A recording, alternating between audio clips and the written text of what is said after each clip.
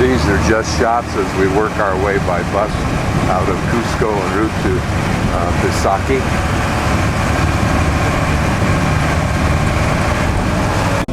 And the buses will stop wherever you want to stop.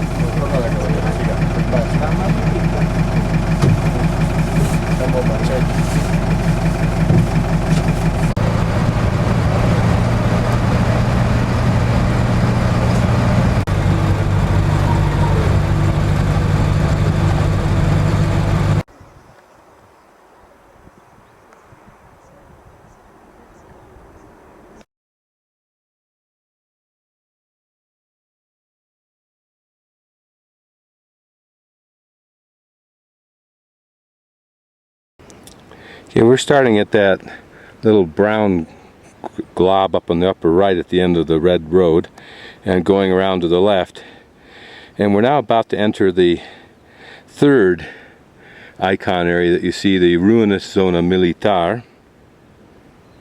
Okay, I'm at Ruinas Pisac or Pisac. Here's a ceremonial bath, usually for purification. Notice the groove on the top. Interesting little niche. Notice how this is carved out here for some reason. Notice that the walls are built to include the rocks. It was a philosophy of construction and architecture of the Incas not to in any way detract from the existing original rock. It was left in place and incorporated. Large wall niches, again usually used for mummies of some sort, even though these are very large. Notice through this doorway that we'll go through, there are other large niches, not quite as large, and then up on top what we would call normal size niches. Notice the post sticking out for attaching the thatch roof. Again, since this is one of many ruins I've seen, I'm looking now more for the anomalies than anything else. And here are some. Notice the holes carved in the walls, the corners of these. So looking at these holes, they go all the way through. They start off fairly large, and they're about the size of my finger, little finger, big enough for just a cord to go through. Again, probably their purpose was as some kind of a door. It's the first time I've seen these.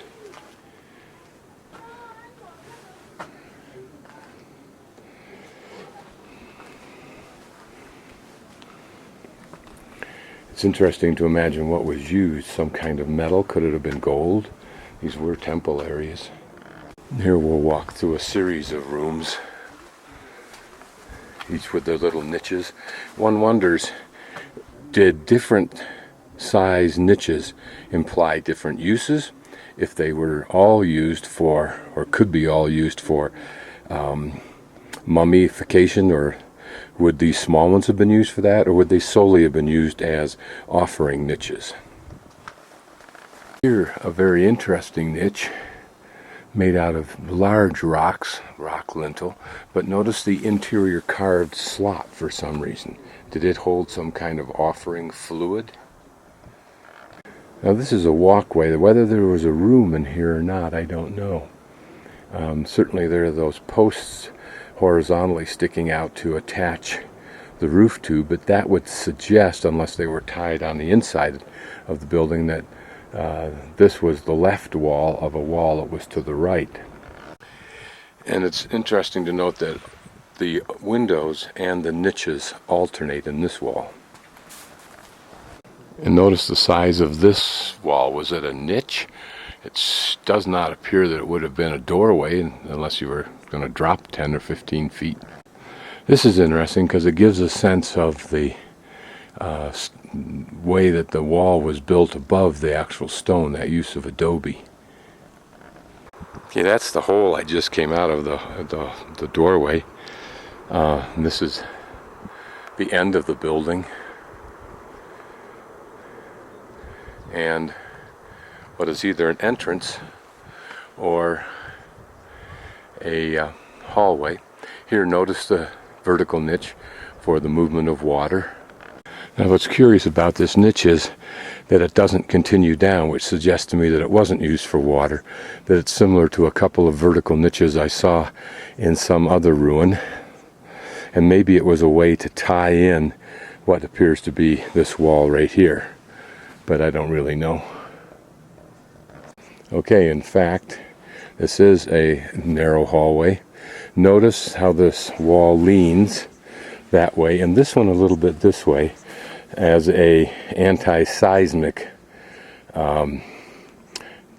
architectural device. Okay, when we came out from there, it looks like on the left there is some kind of a temple mound, and that we're now in what would have been a small, perhaps been a small courtyard. It also could have had a full building structure here, since there are those niches in the wall that imply this is an interior. And here's a separate room.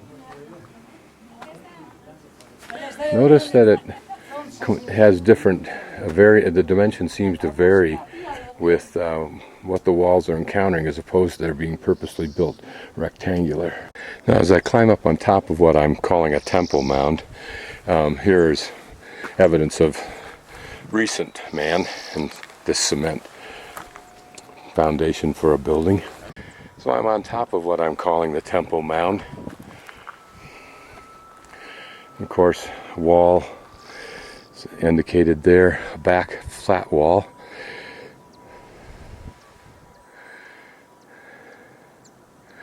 Notice how they seem to lower, one is lower than the other as you go from left to right. Whether that's intentional or whether the ground is settled, I don't know.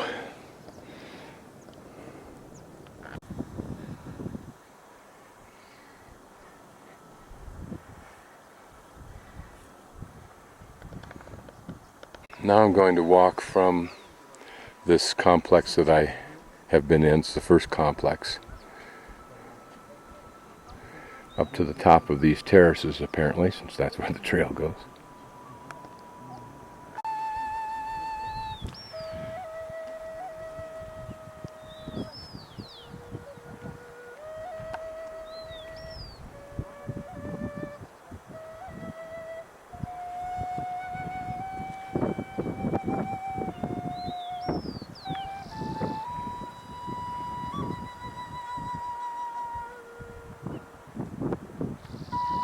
What I find interesting looking at these terraces is how wide they are, which required building high walls to get that kind of depth. But here, obviously, a different decision was made than we see at others, where there were shorter walls and narrower terraces and more of them. It'd be interesting if some grad student tried to develop the comparative cost-benefit analysis of these terraces. Notice behind that rock outcropping is, of course, another large terrace system. I'm looking across the valley, across the little town of Pisac to the right. What look like terraces on the bottom part and also on the top are probably two different things. The one on the top created by animals, the one on the bottom there probably by man, although they look more like trails rather than any kind of agricultural terracing.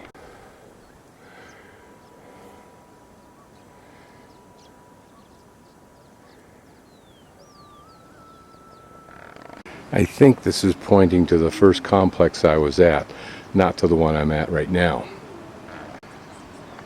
Here is another, what I'll call a temple mound. I'm not going to bother walking up because I think it's the same. I'm looking at probably what was a building of some sort, or certainly a platform. And what I'm standing in now is a ceremonial bath, or a purification bath, if you will. We've seen them before. This is interesting because there are 4 in a row in this, what would have been a relatively little building. Notice the huge rocks that are used as the back wall of a shower, if you will.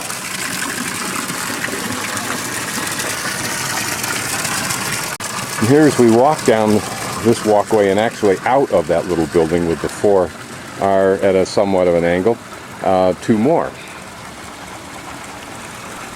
And you'll notice that there's a wall here and a wall there. This one probably solely for moving this water further on down the hill, ultimately to irrigate the terraces.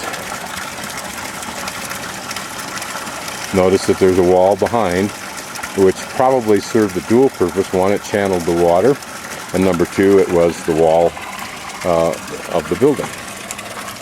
Here we can see this water going still today, the same runoff system. Now this is a little terrace system, stairway going down on the right and carrying the water, notice, along the right channel. And on either side, terrace walls. Now up the hill, and I'm going to start from the right, I'm going to start panning, and I'm going to sweep at least twice, one to the left and then back a little bit higher to the right. What you want to look for are those holes. Some are small, maybe 1.5 feet. Others are larger, like a cave.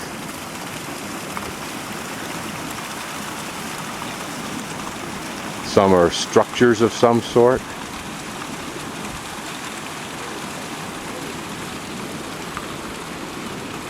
I'm going to get in a little bit closer with the telephoto to this area here. Again, notice the holes and the number of them. They are not natural. Those were burial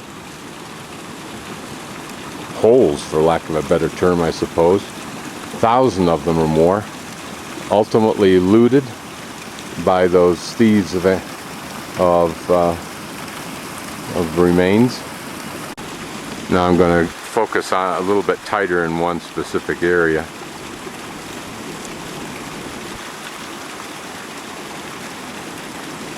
Fortunately, some, believe it or not, were not found and have been recently discovered and contain artifacts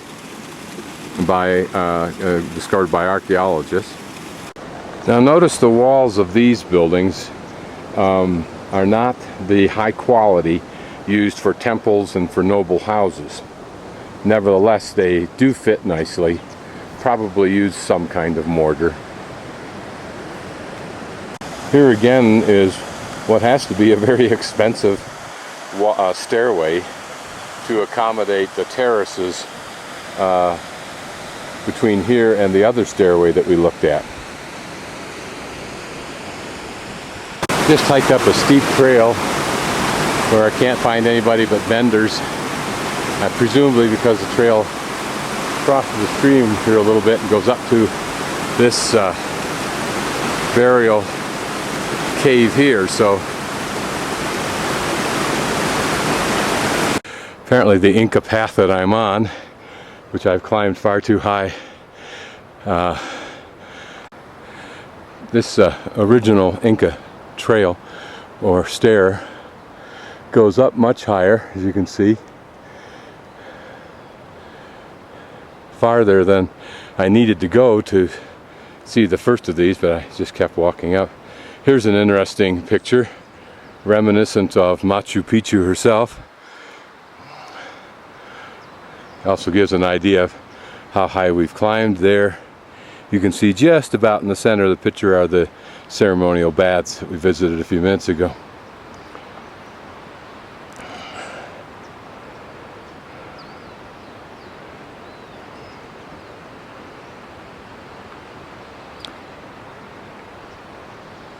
Here's probably the remnant of a burial, a rock overhang that's been filled in with mud and rock. Even looking in this cavity, it may today serve as a offering place since there's a corn cob in there. Maybe. These look like tiny versions of other plants I've seen. This one about a half an inch across.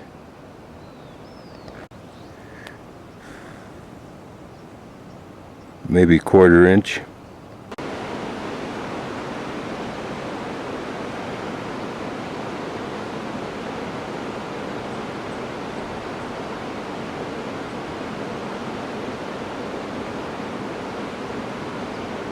This is the large hole I was working towards, but what it looks like is just something that's been excavated out.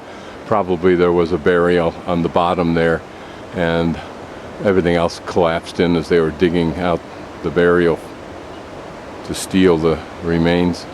Inside this bigger one, you can see that there's a deeper cavity.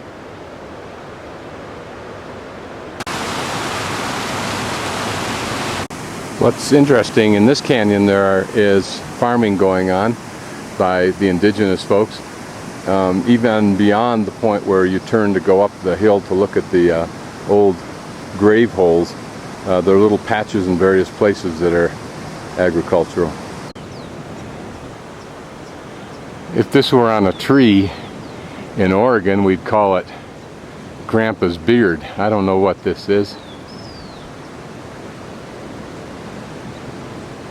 Here another example of Inca or pre-Inca preparation for splitting this stone apart. They would fill this with wood, put the salt water on it, and then the wood will swell and break the wood. Notice that the notches at the top and the bottom are more narrow than the notches in the middle. You have to assume that the Incas knew or did that for a purpose.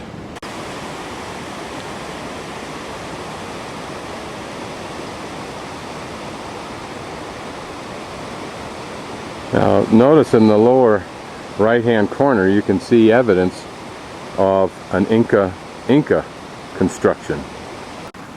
I'm guessing that these fellows on the opposite side of the stream are in the process of uncovering this set of terraces.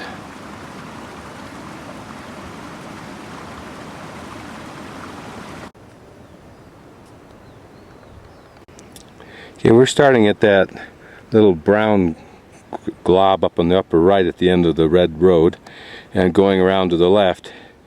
And we're now about to enter the third icon area that you see, the ruinous zona militar.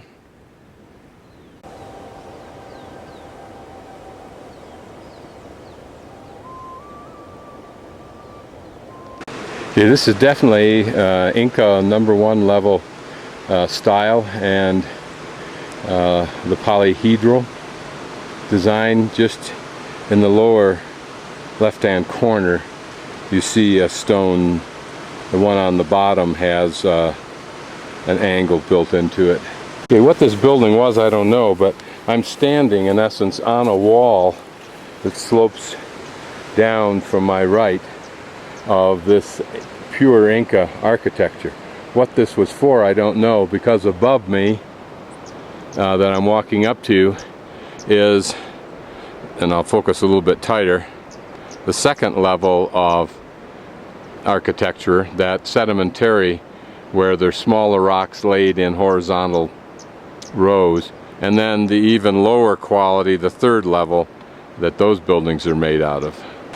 I'm panning straight up the hill on those terraces that are being uncovered to focus on these two little buildings here, because even from this distance, and I'm focusing in tighter, you can see that the architecture, the stonework, is very much Inca, probably the second style.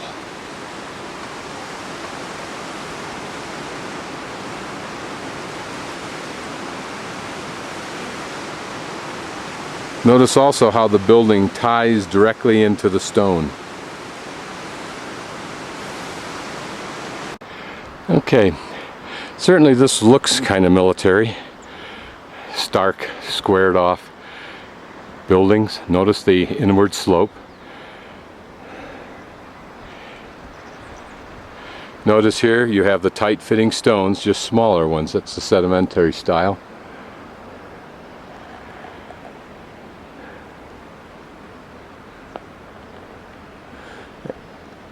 The wall that was with the big stones, I believe, was probably the first major defensive wall. That defensive wall that came around from the right to the left probably tied directly into this solid sheer rock face. And I'm guessing that this is probably a third level defensive wall, again of that second level, first level of style, second level of that style. Certainly this would have been a very defensive point. I'm guessing this small building sitting up on this platform had some religious benefit. It's so small, it hardly would be a soldier's dormitory. Again, how these square buildings that we looked at from below fit into all this, I don't know. They seem more like simple rooms with mummy niches, not large enough to house soldiers, but maybe they did. There also, this wall here comes back in here, so perhaps it all tied together and was a larger structure.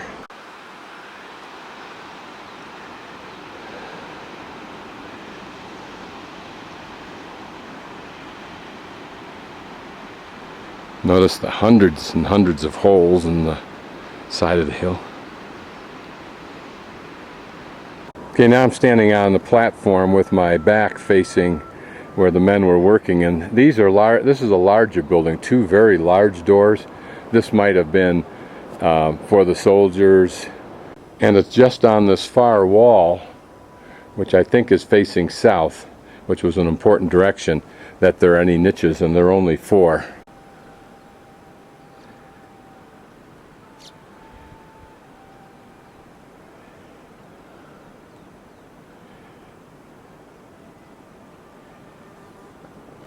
Here is a fourth of what I'm calling a defensive wall, with a stairway going up on the left and more buildings surrounding it and on this level that I'm on. Closer look at the beauty of this stonework.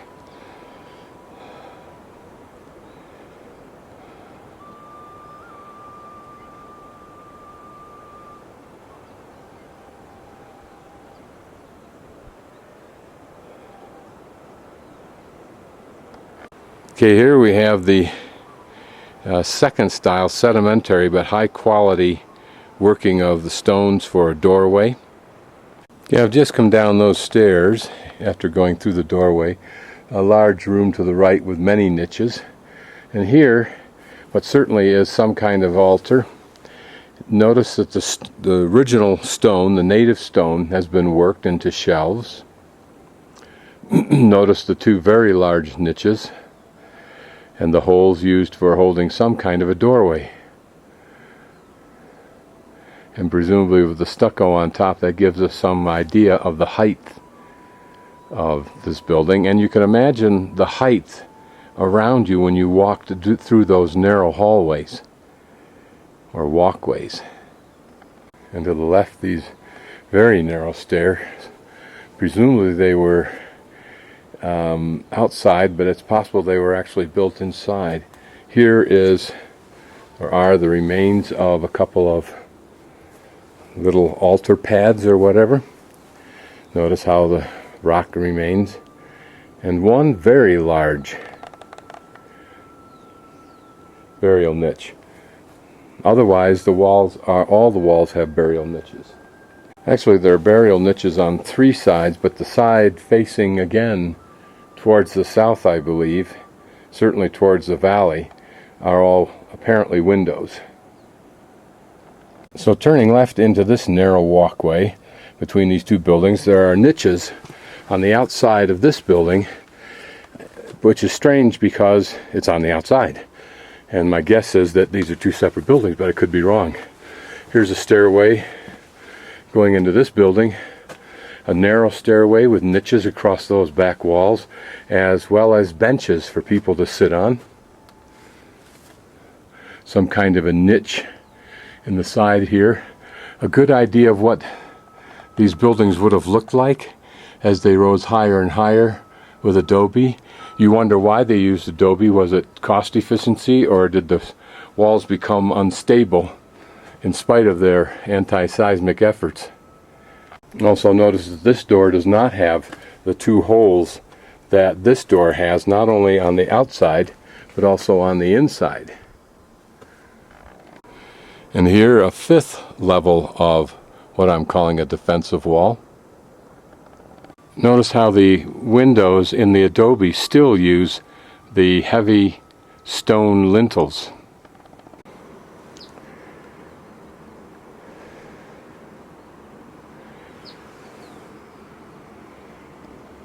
Here's another one of these small niches that's carved out for some reason. Okay, here we're inside that building with the adobe on top, and the one door with holes and the one without. And notice this large ledge here that probably was extended. You can see that lower, slightly lower ledge, just about 8 inches wide there. Probably logs went from there over to a beam that went across there. You can see the square of that beam, that cross beam, and this would have been the second floor. Now again, on this left side of this narrow stairway wall are 3 more at an angle of those little niches that have carvings in it. Remember that 3 is very symbolic to the Inca. Condor, Puma, Serpiente. And that's the building I was just in, and we're above that defensive wall. Notice how it skirts the native rock.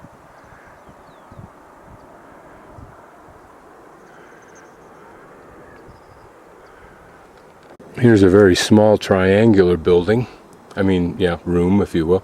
And it may have had windows for observation, or it might have been for storage.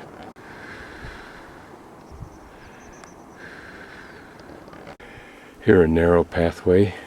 Now here's some more Inca wall. Probably they used that outcropping to make that a defensive wall, and it probably rose higher and straight up the hill and straight down the hill to the point where, probably about right there, where anything climbing up can't.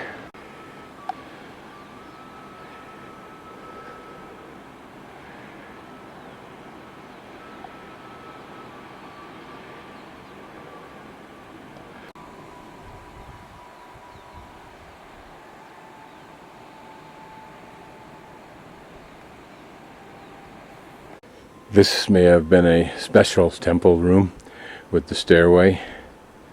And notice the large rock that looks like it was put in place.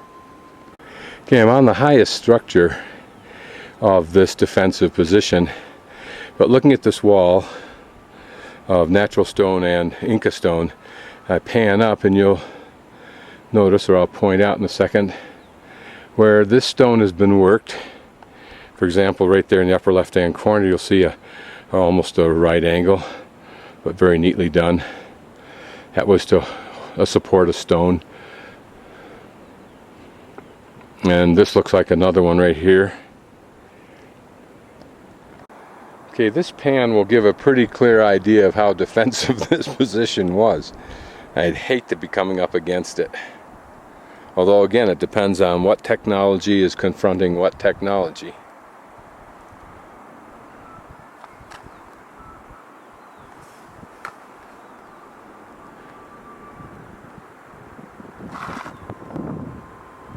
There are the ceremonial baths down to the left of where all those people are.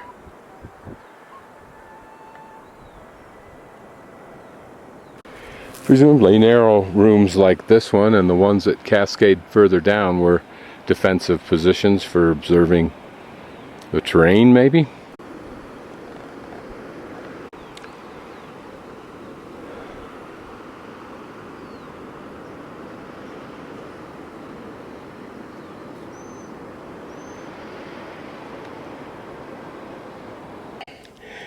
Here's one of these stones that pokes out on the top of the walls to tie the roof down to. You can see that it's, if your cross section of it would be oblong, and you can also see that it's much wider at one end. That would have been the anchored end.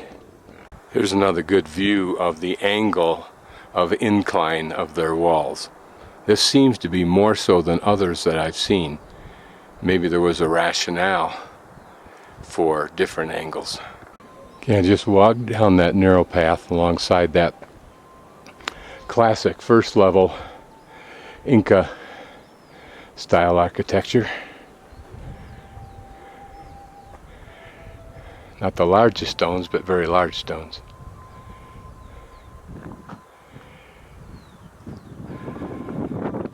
To this protective entryway door. And then that defensive wall continues on down the left side. Taking a closer look at this lintel, I'm guessing it's about 2.5 to 3 feet wide, about 1.5 feet high. Notice how the stone is cut right into the native stone, particularly there on the bottom where it actually is cut right into the stone. And then apparently there was a stairway that came down here and perhaps walked along this ledge, or the ledge built up to be flat, down to this walkway. Notice this original wall is the cellular form. Pick any stone that you see and around it will radiate the petals of the flower.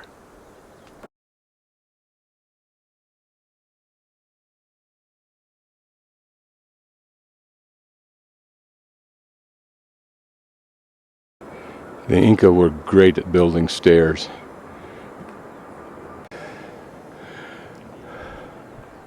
Now here another short cave cut right through the rock by the Inca.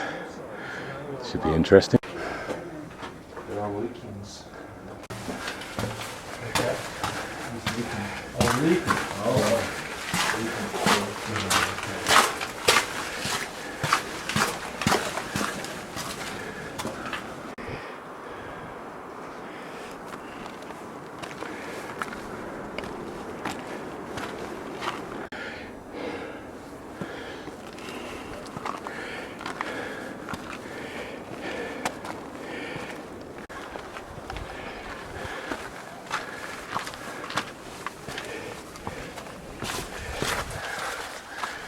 Ah, too much fun. Again, notice this building. Perhaps a lookout or defensive for this little pass area. This is novel. Probably because the trail broke through, so they had to build something, but to have a railing is very novel. This is what I just hate about it.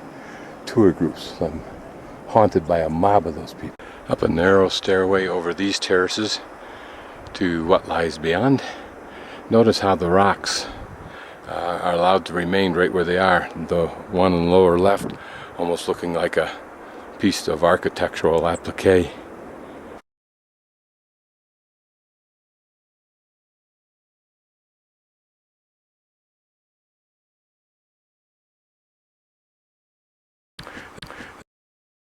This looks like a single little outpost on this outcropping. This might have had some religious context. There are niches over in all the walls, but that's of course not uncommon. What is a little bit strange here is this either seat or offering bench that's been carved out. And here a round device with a hole just partially in it. Don't know what that was for.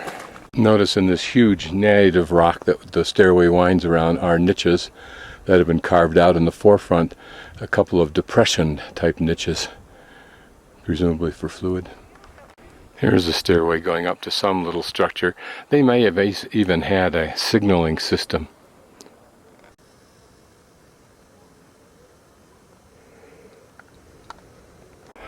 And this road, or walkway, proceeds on up to somewhere. I'm not going to go on, but the point where I'm at, you can see, is just a little outcropping and had what looks to be the remnant of a small building.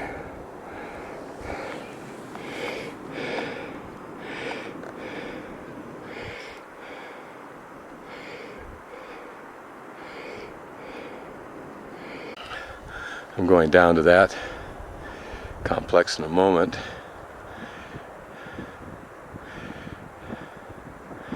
Notice that there were terraces all through there that have not been cleaned out yet. Another complex of buildings, presumably related to the terraces. Now, as I pan these terraces, notice that they're concave to the right, and then at that point in about the middle, they become concave to the right on this side of that walled area, but concave away from us as it goes down the hill.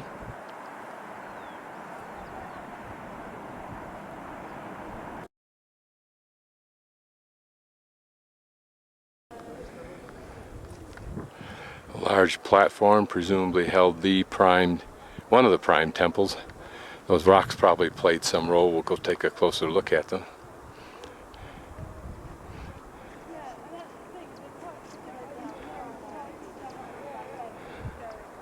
Okay, now there in the center is a natural rock with a pretty much round structure around it. This would have been a very sacred rock, but more importantly, that tip you see would have been used for astronomical calculations. Okay, this is a curious and large cavity that's not stairs, not part of stairs, and just would go off the edge. However, when we look down in front of it, there's another one of the large stones. Now, it's not a stone that would have been used for astronomical purposes, I don't believe, but more likely it was used as an offering stone, various offerings placed on it. Perhaps sacrifices were even made on some of the flat portions. Now, this is the sedimentary style, I believe, that was used for temples and some noble people's homes. Notice that there are layers. The blocks' lengths differ, but their height and probably their depth are the same. Some refinements of this style, of course, are the beautifully worked corners. Stones fit perfectly and slope inward. Taking a close look at this, an outcropping for the purpose of tying down the roof, but notice that it's part of the stone.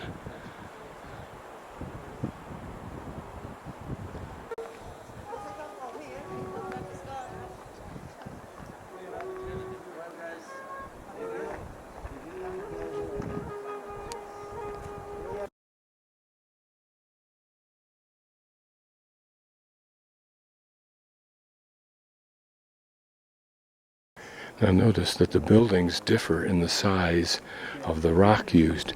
For example, the building closest to us has large rock, the one farthest from us has a smaller rock, and the one to the left of that, an even smaller rock being used.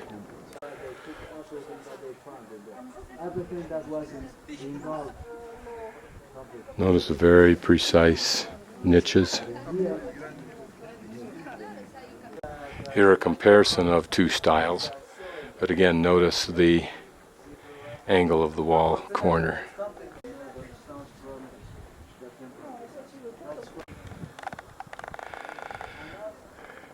Here's another sacred rock, planed down for offerings. Maybe the top portion was used for sacrifices.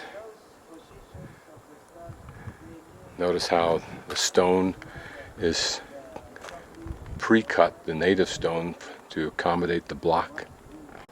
It's interesting that the stone is ensconced, if you will, in one of their walls. Notice there to the left of that large archway are those little niches again. And here,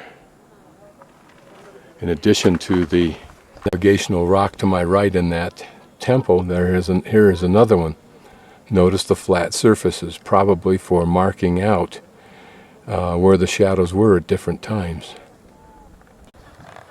Now this is kind of interesting. This is the pillow shape. Notice the outside. But notice also that the rocks are not finished to be precise on the inside of this wall. And here the back of this natural outcropping has all been tailored to accommodate either sacrifices or offerings. Were these little knobs symbolic, or were they for moving the rock around? Seems strange, a lot of others don't have it on them. Now here there's a stairway going down, but more importantly, there's 2 ceremonial baths.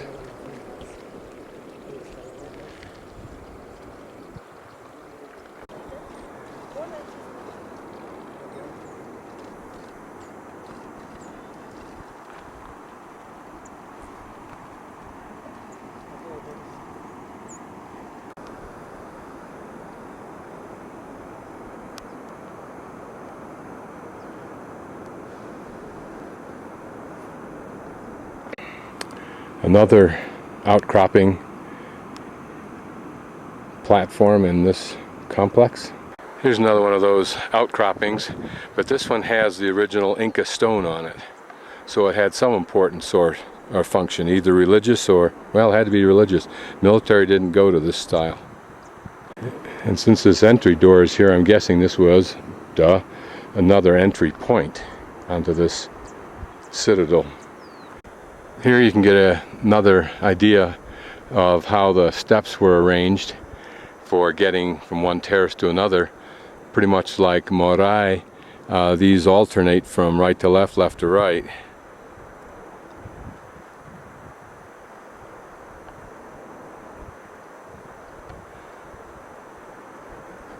But something I hadn't seen before is steps on the sides of the terraces. Makes sense in this position. I've gotten a while. Yeah. Another entry door. Notice the 2 niches and the big lintel sitting down on the ground. You'll notice the remains of what's curious, because it looks like a sloping terrace, but it might have been just a walkway.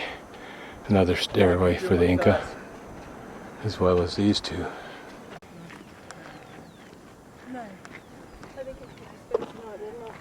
Nice amount of kick as well.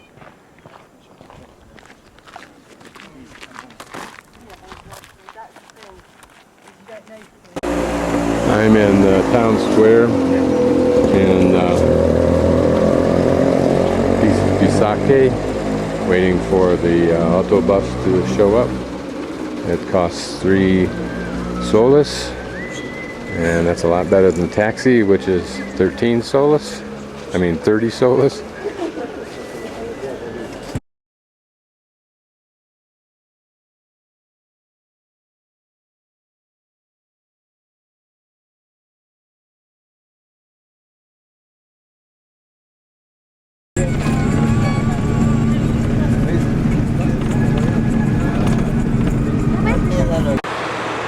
They want to charge another $40 to get in to see this goddamn site. That Turistica Politica is the biggest goddamn ripoff going.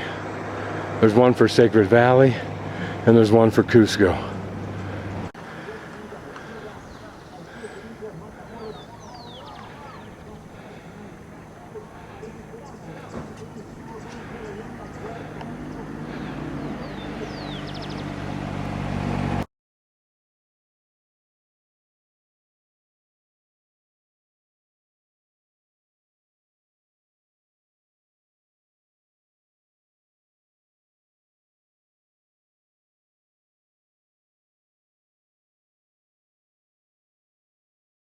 Here is what appears to be a temple mound. It was probably an existing rock outcropping, it looks like it.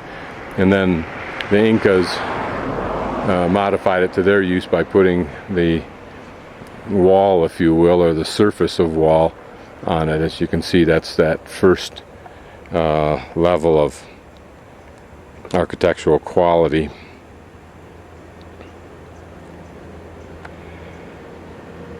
Notice the megalithic stones over to the right, very large ones.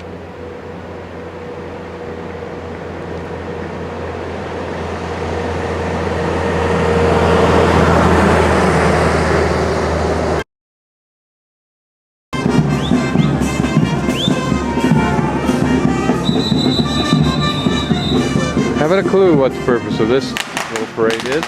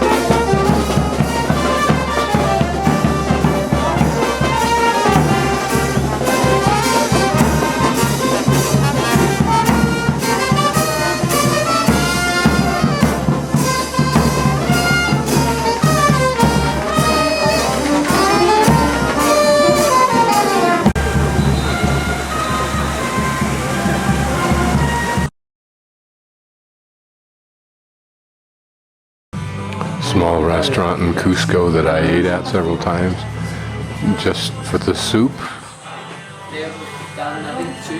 10 soles, which would be about $3. This is the first night that I've seen where it was even reasonably clear and a pretty sunset. Most of the time it's cloudy. Sometimes, most of the time, rainy and very chilly.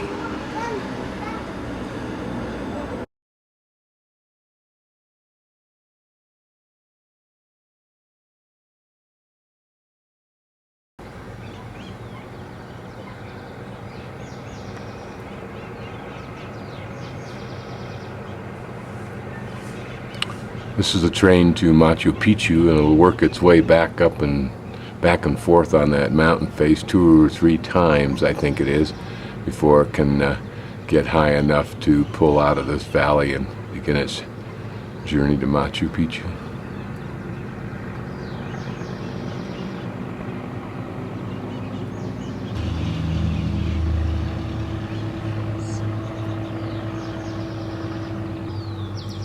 There it's making a curve to the right for its next loop, switchback.